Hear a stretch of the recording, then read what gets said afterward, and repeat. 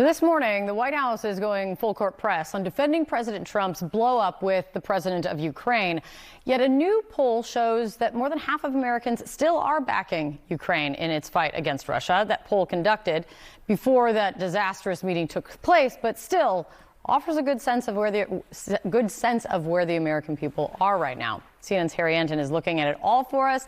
He is joining us right now. What are you seeing in terms of how Americans feel about Trump's handling of Russia's war against Ukraine? Yeah, I think sometimes, Kate, we get a little too complicated in our questions. So I think the easiest way we can kind of just ask this is, do Americans like the way that Trump's handling his job and compare it to how they felt about Joe Biden? So this is the net approval rating. You look at Joe Biden back in 2024, he was 22 points underwater. Holy cow. You look at Donald Trump, it's just a different planet entirely. I mean, the gulf between these two is wider than the Gulf of America or Mexico, depending on which side of the aisle you stand on. He's at +2. So look, at this particular point, Americans are giving Donald Trump the benefit of the doubt. He's doing considerably better than Joe Biden was doing on the handling of the Russia-Ukraine conflict. And so on this simple question, I think Americans are saying, okay, Donald Trump's doing all right on this. What about specifically on how they feel about bringing the war to an end? Yeah, okay. So, look, questions on this can be quite complicated, but I think this kind of gets at sort of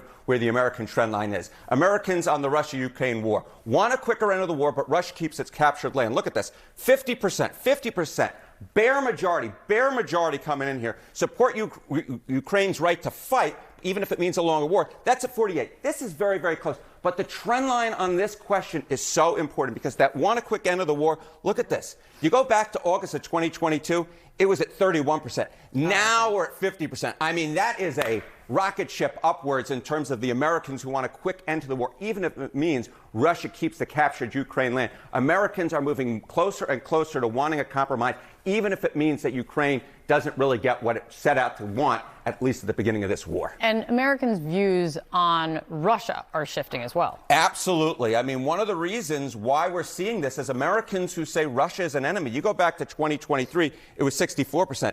In that CBS News YouGov poll, it was down to 34%. Now, there is a chunk that believes that Russia is an unfriendly nation, but the percentage who believe that they're either an ally or friendly, that's up to 34% as well, basically equal to the percentage who say that they're an enemy. So views on Russia have become, let's say, a little less isolated in terms of wanting Russia to be way out there on their own, thinking that they're an enemy.